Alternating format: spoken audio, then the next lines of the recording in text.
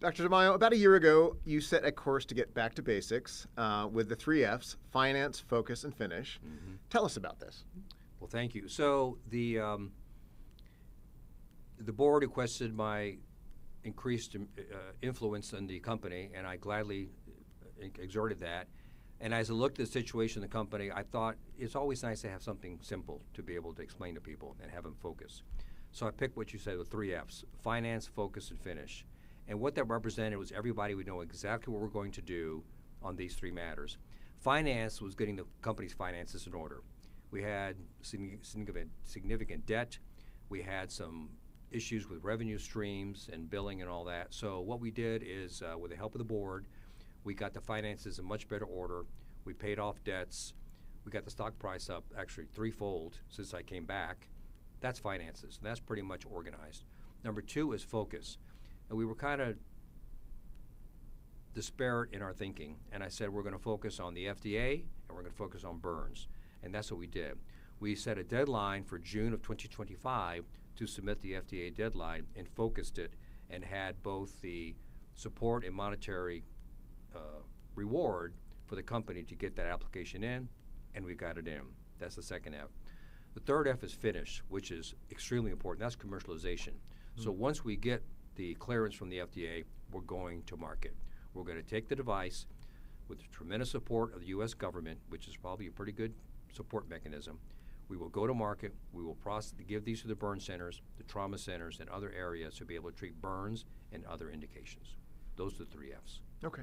And on the finance side, you recently did I think a debt and equity deal with Avenue Capital. Yes. Tell us about how that set up, and I think you have some other tranches that may also be available to you when you hit certain milestones. Good. You've done your homework. So yes, we've got a good debt equity deal with Avenue Capital, and I must say as well they've exercised certain milestones in that deal because the stock price, as we worked hard, hit the milestones necessary to yield some more.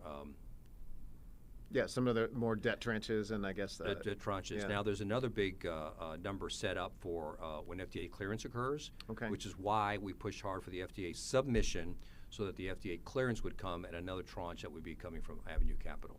Okay, and I think there's equity tied to that too, so you have to raise both at the same time. Yes. Maintain that debt equity balance. Let's see what else.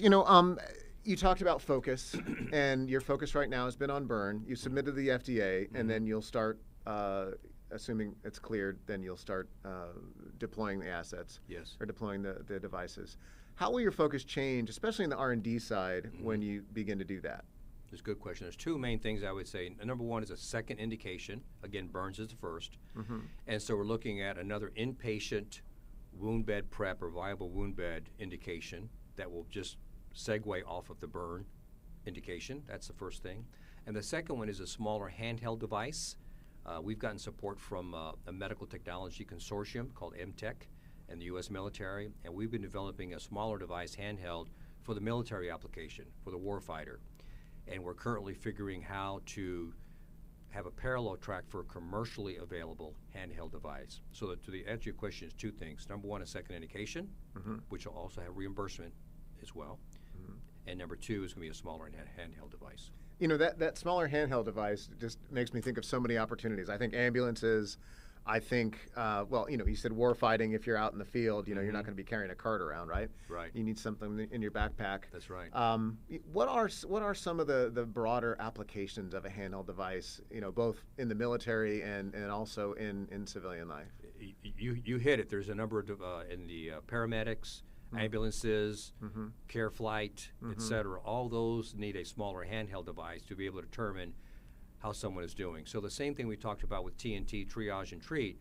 If you can triage someone at a smaller hospital or when they get on an ambulance or a helicopter and they can be imaged by a handheld device, that information can be transmitted to a local hospital and you'll be ready to treat the patient. I think the analogy here is in the cardiovascular space, people having a heart attack, EKG is a very common tracing that occurs when someone has a heart attack. Right now, a paramedic can transmit an EKG, for example. It's called an ST elevation. The EKG changes show a heart attack. Okay. That can happen. the image can be obtained or the tracing can be obtained in an ambulance or air flight, sent back to the emergency room, and treatment can begin at that point. So I could see the same for Deep View, where the images could be transmitted at an earlier point in the pathway. Okay. Is there a reality where you could see every fire department in the U.S. having one of these Love it. portable devices? Would love it, yes.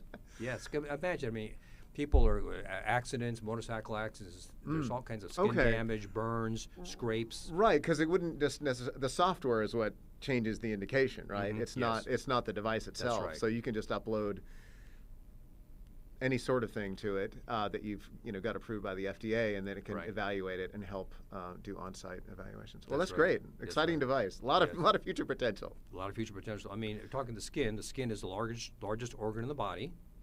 And so this is what we're doing. We're imaging the skin and imaging subsurface conditions with Deep View. So you can imagine head to toe, lots of things could be done if we train the algorithm appropriately.